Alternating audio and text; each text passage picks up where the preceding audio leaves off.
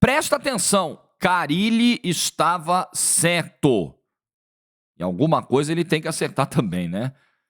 Vamos falar disso aqui. Presta atenção, você que fica aí nessa coisa de colocar a expectativa do Santista. Olha, veio uma bomba aí. Olha, se acontecer vai ser fantástico. Olha, fiquei sabendo de um negócio. Pô, vamos parar com esse negócio aí também, galera? Vamos? O que vocês acham?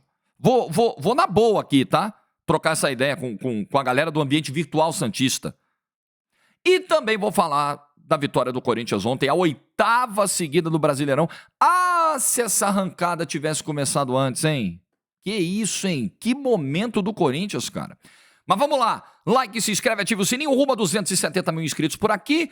E o Brasileirão pode conhecer o seu campeão hoje.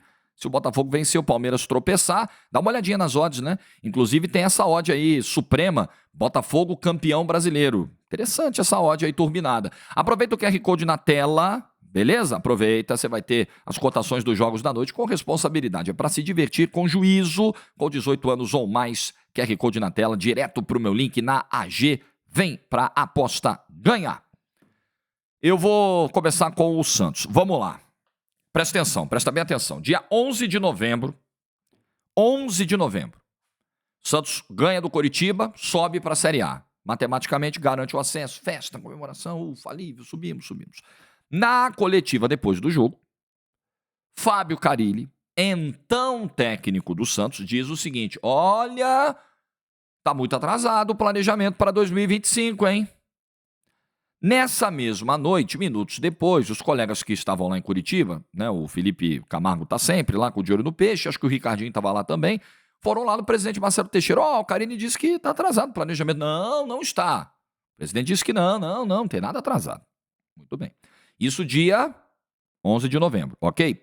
De lá para cá, 7, 14, 21, 22, 23. 23 dias, quem tinha razão? Fábio Carille ou Marcelo Teixeira? Está ou não está atrasado esse planejamento, hein? Está ou não está? A César o que é de César, a Teixeira o que é de Teixeira, a Carille o que é de Carille. Acho que o Fábio Carille fez um trabalho péssimo. Acho que o Fábio Carille teve um comportamento muitas vezes lamentável como técnico do Santos. Acho que ele não estava de acordo com a grandeza da instituição que ele representava, mas quando o cara acerta, acerta. O diagnóstico dele era correto sobre planejamento para 2025. Porque o Santos está parado. O Santos subiu no dia 11, mas eu tenho dito aqui, vocês sabem, né? Eu tenho ido mais além nessa coisa da mudança da comissão técnica e da definição do planejamento para o ano que vem. Para mim, já tinha que ter começado no dia 2 de novembro. Porque aquela vitória contra o Vila Nova 3-0 dentro da Vila Belmiro, ela praticamente define o acesso. Eu já começaria ali. Fábio Carille, muito obrigado pelos serviços prestados, pelos pontos conquistados. Tchau, você não serve para 2025. Comissão técnica, vamos olhar tudo. Vai olhar a situação do Marcelo Fernandes, tem que olhar, claro. E elenco, agora, vamos começar já.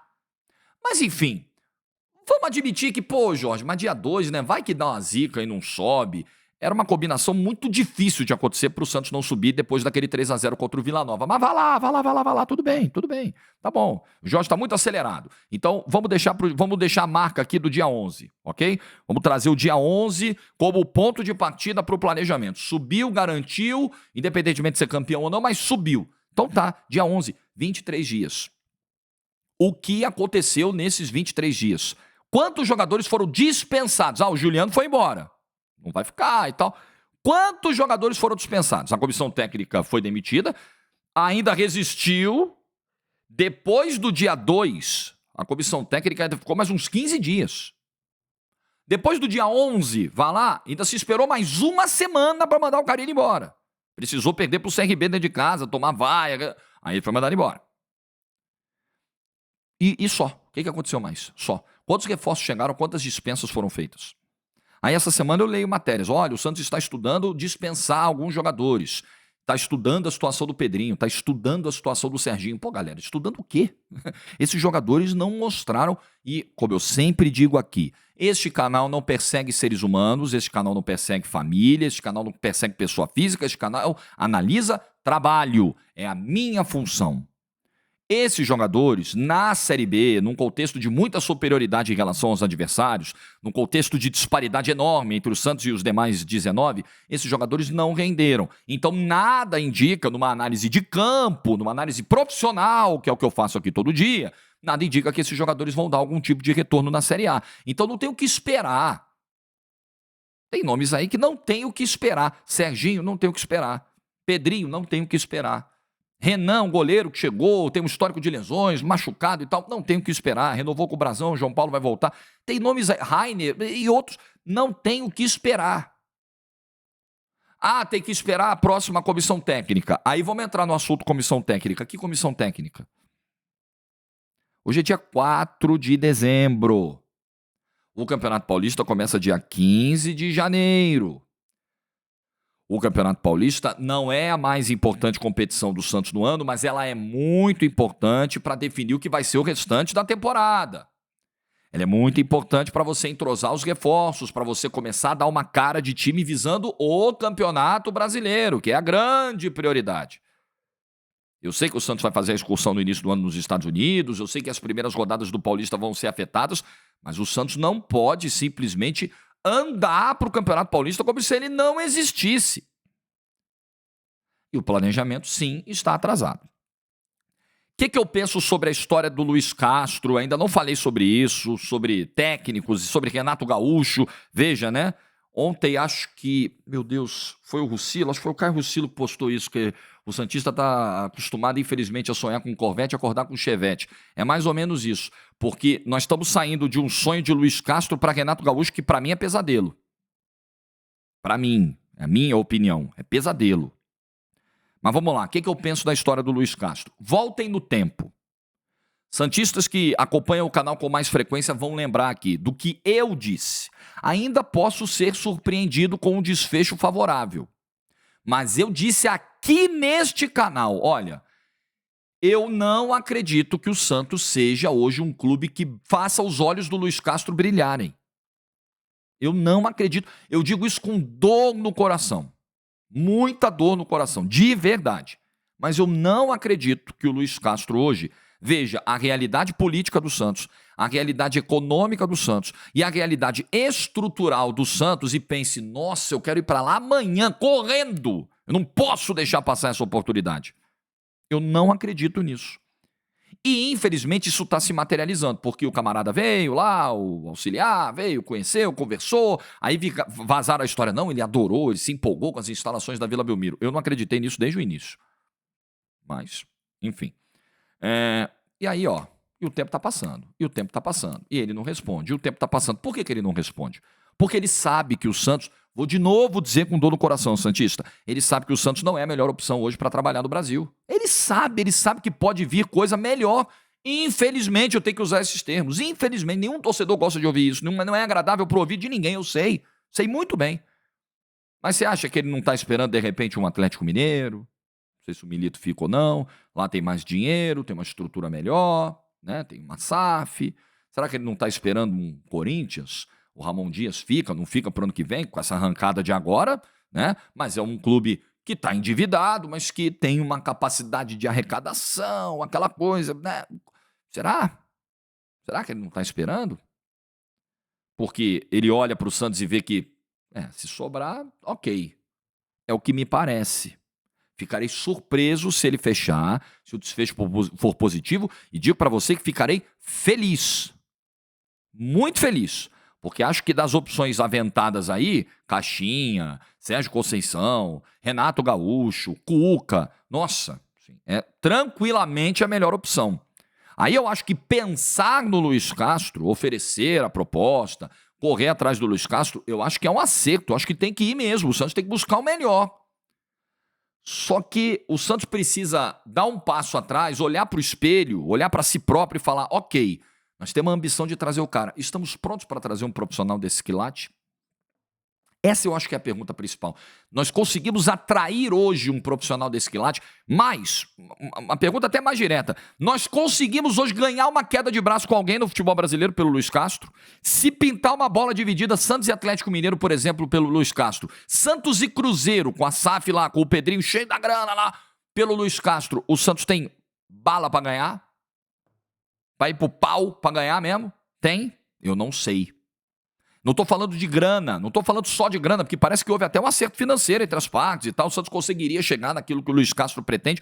Não é isso. Condições de trabalho. Nível de investimento como um todo para a montagem do elenco.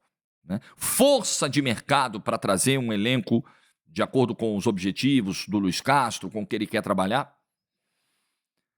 Estabilidade política, autonomia, porque desde o início começaram a falar sobre isso, né? Olha, Luiz Castro, para vir, ele tem que ter a chave do CT, ele quer comandar tudo, ele não quer infiltração de gente de fora do dia a dia do clube, ele quer o comando da base, ele quer tudo. O Santos está preparado para dar isso? O Santos está preparado para oferecer isso no aperto de mão e cumprir durante toda a passagem do Luiz Castro? Talvez por isso ele não tenha dito nem sim nem não, até agora ele está cozinhando. Eu acho muito ruim. Eu acho que o profissional tem todo o tempo de pensar na proposta, mas ele não pode deixar o clube refém. Acho muito ruim o Santos ficar nessa de se humilhando, esperando o Luiz Castro. O tempo está passando. Hoje é 4 de dezembro. O Santos subiu do dia 11 de novembro. Vai fazer um mês daqui a pouco que o Santos subiu. E o planejamento está parado para 2025. Parado. Nós só sabemos o dia que o Santos vai voltar das férias. Isso aí a gente sabe. O dia que ele volta a treinar. De resto, não sabemos mais nada. Aí se falou em Cuca, já disse aqui, enquanto o Cuca não resolver a sua instabilidade emocional, eu não contrataria. Acho um bom treinador para a realidade do futebol brasileiro. Mas eu não contrataria porque os últimos trabalhos todos foram abandonados pelo Cuca. Nem tô falando da questão de imagem, da questão do passado do Cuca, não tô nem entrando nisso, tô falando só de trabalho de campo. Eu não contrataria. Depois do que ele fez no Atlético Paranaense esse ano, do que ele tem feito nos últimos clubes. No próprio Santos, inclusive. Eu não contrataria. Aí se falou de Caixinha, Sérgio Conceição, tem que ver a questão do custo, que é elevado, né?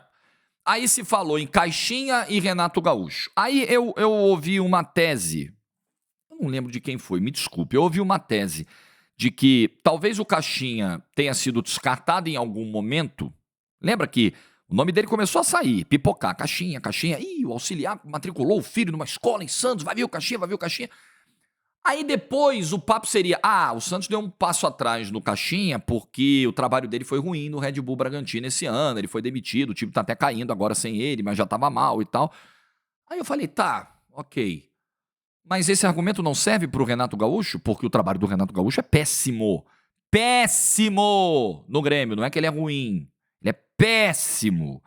Mas o Grêmio teve as enchentes, o Inter também teve. O Inter teve jogador indo lá em enchente, resgatar, gente ilhada, alagada. Teve o Beira-Rio inundado também, voltou antes da arena, verdade, mas também teve. E tá aí, ó, praticando um futebol incrível no retorno, brigou pelo título até a antepenúltima rodada, matematicamente. E o Grêmio é esse fiasco aí, que toma gol todo jogo, que tomou mais de 100 gols nos 2 últimos anos, fazendo conta pra não cair, um horror, um trabalho horroroso, um treinador desequilibrado, completamente desequilibrado, que é o Renato Gaúcho. Arrogante, vaidoso, trabalhando mal e desequilibrado. Esse é o padrão Renato Gaúcho, é isso que o Santos quer trazer, e ultrapassado na minha opinião. Em termos de conceitos, em termos de comparação com o jogo que o time dele produz e os adversários produzem. É análise profissional, gente. Aqui não tem nenhum desrespeito à figura de ninguém. Eu não vou te chamar de abobado, viu, Renato? Fica tranquilo. Essa desculpa você não pode ter. Esse motivozinho pequenininho que você transforma em uma montanha, em um negócio gigante, eu não vou te dar. Eu avalio o seu trabalho, que é muito ruim. Se vale pro Caixinha, não vale pro Renato? Então, peraí, o Caixinha foi mal no ano, não vamos trazer. Mas vamos trazer o Renato Gaúcho, ou vamos pensar em Renato Gaúcho, ou vamos cogitar Renato Gaúcho, ou vamos sondar Renato Gaúcho? Meu Deus, qual é a lógica? Ele também foi mal no ano, muito mal. Muito mal. E em termos de postura, pior ainda. Imagina, hein, Renato? Imagina, hein? Se você sofrer a pressão que o Fábio Carille sofreu na Série B. Na Série B. Santos é um clube que tem que valorizar a base. Quantos jogadores da base o Renato costuma lançar? Vê o trabalho dele do Grêmio, por exemplo. Era uma crítica ao Carille. Base. Renato Gaúcho vai trabalhar bem com a base? Ou ele gosta dos medalhões, ele tem um histórico de pegar jogador medalhão, em baixa, aí ele tenta recuperar, metade ele recupera, metade ele não recupera, aí ele só fala do que eles recupera. dos que ele recupera. Aí ele fala, enche a boca pra falar, eu sou bom pra caramba, eu peguei o cara aqui que não tava servido, olha o que eu fiz. E os que não dão certo, ele finge que não existiu. Né? E os apoiadores do Renato e os renatistas, que são mais renatistas que gremistas, fingem também que não aconteceu. Não, né? Página virada. Imagina, futebol ofensivo, futebol bonito que o Santos gosta de praticar. Renato consegue fazer isso? Renato consegue? Renato está à altura dos anseios do torcedor do Santista, da cultura do Santos? Está de acordo? Repito, como o Renato lidaria com as pancadas que ele levou, que o Fábio Carille levou nessa Série B? O Fábio Carille liderou a Série B, foi campeão da Série B e tomou pancada o ano inteiro, merecidamente. Porque quem viu os jogos do Santos e não ficou só nos resultados sabe exatamente qual era o problema. Como que o Renato vai lidar com isso? Porque no Rio Grande do Sul ele está lidando muito mal. E eu não estou aqui dizendo que não existam excessos de gente que está com o microfone no Rio Grande do Sul. Que fique bem claro. Que fique bem claro. Tem jornalista irresponsável.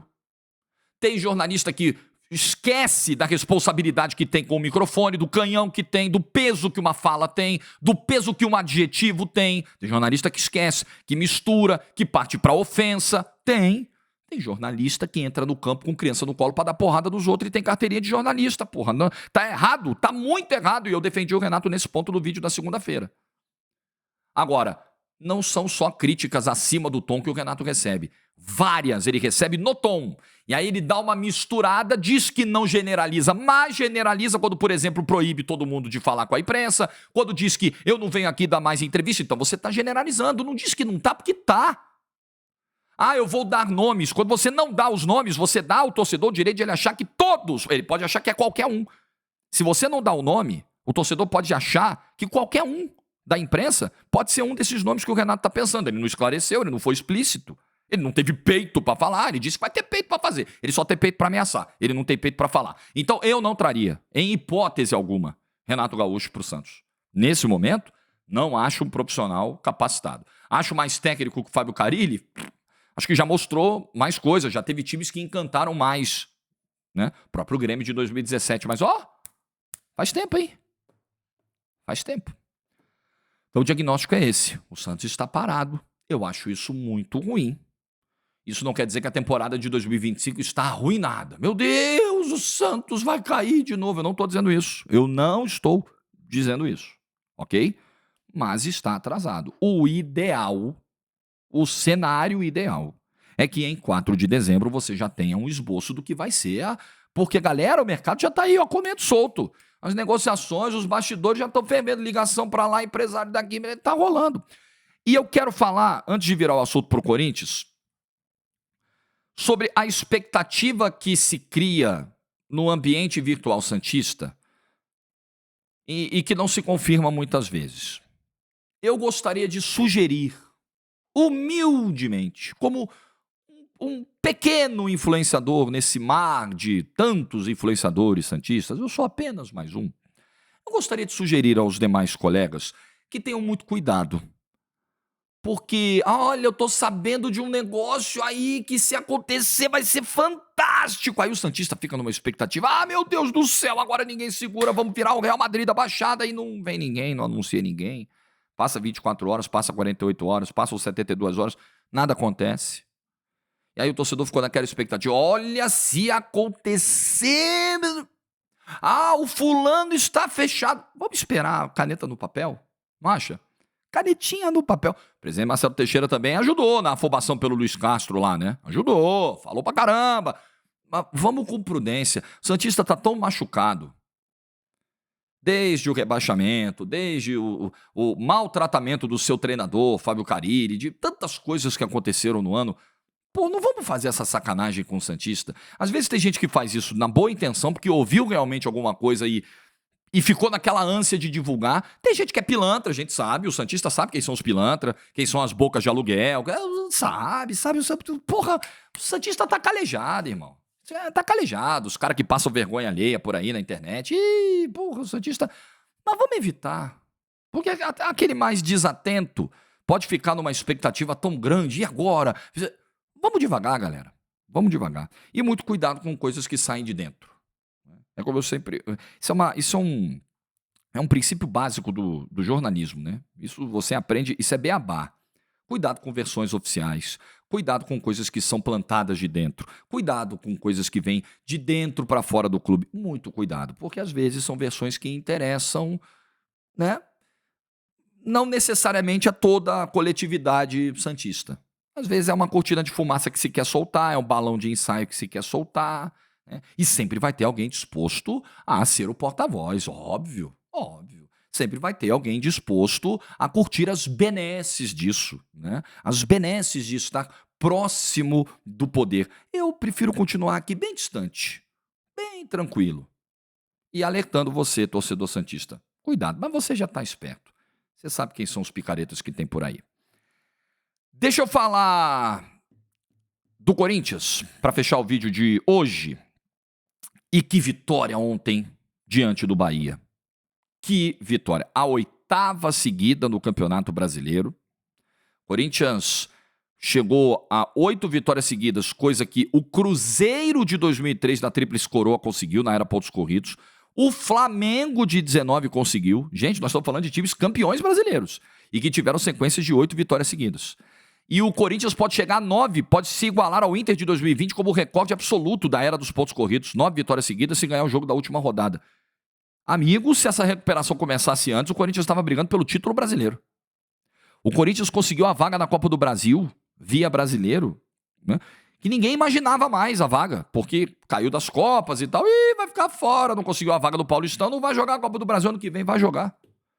É impressionante o futebol que o Corinthians está jogando e impressionante o impacto dos reforços no Corinthians. Falar do Memphis é chover no molhado. 2 gols ontem, o gol de falta é um negócio maravilhoso no segundo tempo. Falar do Carrilho, o que o Carrilho tem jogado e jogou ontem.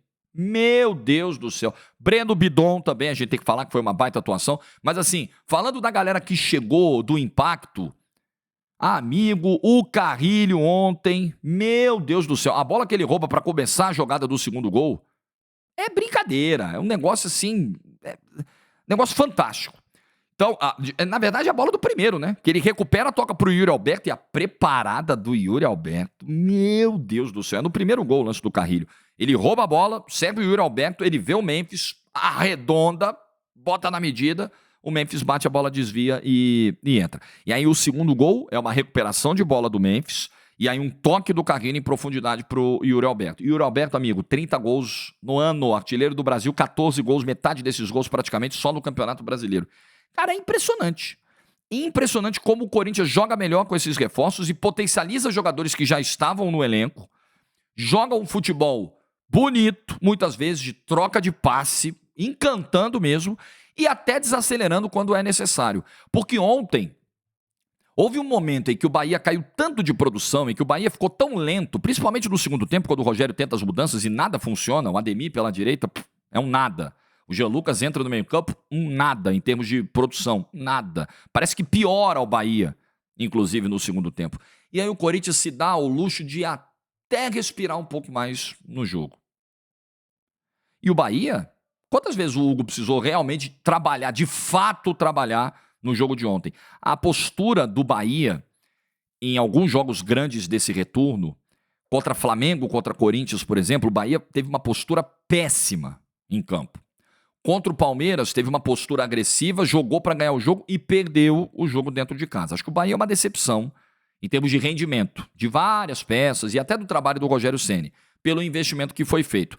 Claro, é um primeiro ano de um investimento mais robusto. Acho que o Bahia tem que tirar grandes aprendizados para o próximo ano. Mas também não dá para se conformar com uma performance tão ruim nesse retorno do Campeonato Brasileiro com tudo que o clube gastou. Não dava para ser campeão, nem mesmo uma vaga direta de Libertadores eu acho que era algo factível nesse primeiro ano, mas dava para estar no estágio melhor. Dava para terminar o campeonato não da forma tão melancólica como o Bahia, pelo visto, vai terminar. E o Corinthians, cara, o crescimento desse Corinthians na reta final do Campeonato Brasileiro é uma das grandes histórias desse campeonato. O impacto que o Memphis Depay gerou, mas será que ele joga? Será que ele vai aguentar o tranco fisicamente? Tava aí jogando o jogo 11 horas da manhã, reclamando do calor, mas correndo, dando pique, fazendo gol, sendo decisivo, se entendendo com o Yuri Alberto, fazendo uma dupla muito interessante, muito encaixada hoje com o Yuri Alberto. um grande momento. É um fim de temporada, assim, redentor pro Corinthians. Uma pré-Libertadores que tá pintando, tá no horizonte. O Corinthians está muito próximo de se garantir na Libertadores. Depois de terra arrasada, de um virtual rebaixamento, de um baque muito grande com a perda das 2 Copas, de uma pressão em cima do Ramon Dias que talvez não tivesse nem chegado ao derby, chegou no fio da navalha naquele clássico da segunda-feira contra o Palmeiras, mas o futebol é isso aí. É a eficiência que determina, é a bola na rede que determina, e é o Corinthians fazendo as suas contas para a Libertadores, mesmo com o ambiente político que aí está. E aí, gente, o Corinthians é um exemplo disso, acho que o Botafogo é um exemplo disso em 2024. Jogador bom resolve. Jogador bom não é gasto, não é investimento, não é dinheiro jogado fora, é investimento. Trazer o Memphis, ele custa 3 bilhões, o Corinthians ainda tem que arcar com uma pequena parte disso, ainda assim é muito caro. Gente, é investimento em pontuação, olha aí, ó. Olha o prejuízo que o Corinthians está evitando de um rebaixamento, de uma não ida à Copa do Brasil. Jogador bom. Carrilho, amigo, o que o Carrilho e o Breno Bidon estão jogando nesse meio campo do Corinthians é barbaridade, gente, barbaridade. O Hugo Souza salvou vários pontos para o Corinthians esse ano, garantiu vários resultados para o Corinthians esse ano. Posso falar do André Ramalho, posso falar de um monte de gente. Jogador bom resolve. Jogador bom é investimento. E aí a gente vai falar esse ano muito do scout do Botafogo, porque o time foi campeão da Libertadores e vai ser talvez campeão brasileiro. E aí óbvio que esse scout vai ser exaltado com a força econômica que o Botafogo tem hoje. Nós temos que falar do trabalho que o Corinthians fez de remontagem desse elenco no meio do ano. Primoroso. Primoroso. A soldado que é de soldado, a Augusto que é de Augusto. Primoroso. O Corinthians não reforçou apenas o elenco do meio do ano. O Corinthians mudou de patamar.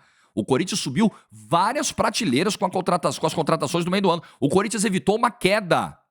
O Corinthians era candidatíssimo ao rebaixamento. E ele foi salvo pelo bom trabalho da sua diretoria na escolha dos nomes.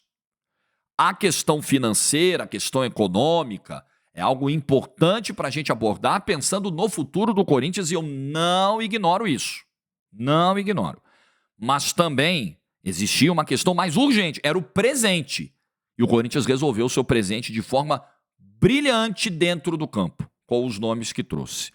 Eu acho que, evidentemente, que essa situação ela mudou a vida do Ramon Dias, porque ele continua no cargo para o ano que vem. Né? Nós estamos lembrando aqui que ele chegou balançando para o derby e o Corinthians já garantiu que o Ramon Dias fica para 2025. É muito difícil, né? Você terminar um ano dessa forma e não manter a comissão técnica para o ano que vem.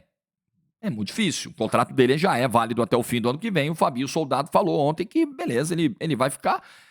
E assim, convenhamos, realmente o time está terminando. Finalmente parece que esse losango acertou. Finalmente, esse losango de meio campo. Né? E mais, o que eu sempre bato aqui, as opções de mercado. Vamos lá, o Corinthians vai mandar o Ramon Dias embora. Quem ele vai trazer? Vai trazer o Luiz Castro? Opa! Beleza. Aí eu acho até que é um up. Mas não é profissional desse nível, vai pegar o que tem no mercado aí, e o que tem no mercado não é muito animador, fica com o Ramon Dias. Né? Aí realmente, né, vamos falar a verdade, o mar não tá para peixe. O mercado hoje não tá animando muita gente pro ano que vem. E o Memphis, cara, queria fechar falando dele, ele é o cara que te traz o retorno em campo, te traz o retorno midiático e te traz um componente de idolatria. Ele pode, assim, porque o Corinthians não vai ganhar título esse ano. Mas terminar do jeito que está terminando, com uma boa perspectiva para o ano que vem. Ontem o Memphis saiu dizendo, não, ainda tem muita coisa a dar para esse clube, ainda tem muita coisa para fazer por aqui e tal. Isso mostra o cara não veio para passear, que era o temor de muita gente. A gente muitas vezes se apressa, né, em análises, né? O cara vem, não vai jogar, tá sempre machucado, vai vir aqui para tirar férias, vai vir aqui para tirar foto e curtir a noite de São Paulo. Irmão, o cara tá jogando. E isso vai gerando um efeito de idolatria, de paixão, de carinho pelo cara, né? Porque o cara rapidamente entendeu o desafio. Tem jogador que chega aqui meio a passeio, não entende o tamanho do clube que ele tá. Irmão, você tá no Corinthians. Você precisa entender, se situar na grandeza da camisa que você tá vestindo. O Memphis rapidamente entendeu isso. rapidamente entendeu também o que o futebol brasileiro exige, em termos de pegada, em termos de comportamento em campo, em termos de dosagem física de um jogo para o outro, e ele tá aí, inteiro, colaborando e retomando a sua carreira. Um jogador que vinha com um histórico muito grande de lesões e uma perda de confiança na Europa, e uma perda de relevância na primeira prateleira da Europa. Por isso ele veio parar no Brasil. E o Brasil está aproveitando muito bem o Memphis. E o Corinthians está aproveitando muito bem. E ele está aproveitando muito bem a chance que está recebendo. Então, Corinthians vai para a Libertadores. Tá muito próximo disso, né? Vai depender aí de um tropeço do Cruzeiro hoje contra o Palmeiras, mas pode confirmar ainda na última rodada contra o Grêmio fora de casa. Para quem dizia que olhava para a tabela aí, ó, vai cair contra o Grêmio em Porto Alegre de novo. A história vai se repetir. Não vai. E pode ser uma vaga de Libertadores arrancada justamente nesse jogo. Um jogo que muita gente temia como uma tragédia para o Corinthians. Talvez seja tragédia para os rivais no próximo domingo. Grande momento do Corinthians dentro de campo. É isso. O que você pensa dos assuntos do vídeo? Deixa nos comentários. Like se você ficou até o final. Excelente quarta-feira para todo mundo. Hoje eu narro o Inter e Botafogo, hein? No YouTube da TNT Esportes, 8h45 da noite a gente abre a live e a todo instante, minuto a minuto, a gente vai informando o que vai rolar em Cruzeiro e Palmeiras. Podemos ter o Fogão campeão hoje. Campeão hoje só o Botafogo. O Palmeiras pode, no máximo, adiar essa definição pro domingo. Vamos ver. A gente se encontra no YouTube da TNT Esportes hoje à noite, tá bom? Like no vídeo se você ficou até o final, juízo e tchau.